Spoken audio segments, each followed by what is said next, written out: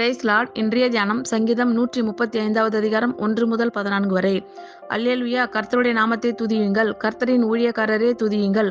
கர்த்தருடைய வீட்டிலும் நமது தேவனுடைய ஆலய பிரகாரங்களிலும் நிற்கிறவர்களே கர்த்தரை துதியுங்கள். கர்த்தர் நல்லவர், அவருடைய நாமத்தை கீர்த்தனம் பண்ணுங்கள், அது இன்பமானது. கர்த்தர் யாக்கோபை தமக்காகவும் இஸ்ரவேலை தமக்கு சொந்தமாகவும் தெரிந்து கொண்டார்.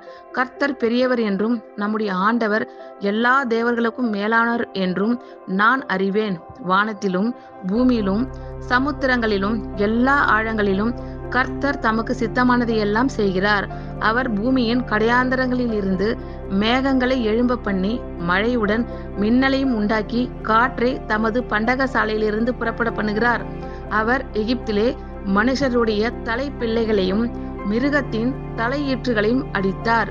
எகிப்து தேசமே, உன் நடுவில் பார்வோன் மேலும் அவனுடைய எல்லா ஊழியக்காரர் மேலும் அடையாளங்களையும் அற்புதங்களையும் அனுப்பினார்.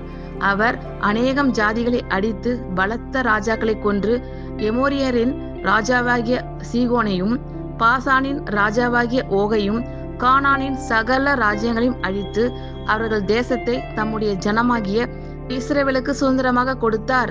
கர்த்தாவே, உம்முடைய நாமம் என்றைக்கும் உள்ளது. கர்த்தாவே, உம்முடைய பிரஸ்தாபம் தலைமுறை தலைமுறைக்கும் இருக்கும். கர்த்தர் தம்முடைய ஜனத்தின் நியாயத்தை விசாரித்து தம்முடைய ஊழியக்காரர் மேல் பரிதாபப்படுவார். ஆமேன். கர்த்தர் உங்கள் அனைவரையும் ஆசீர்வதிப்பாராக. God bless you all.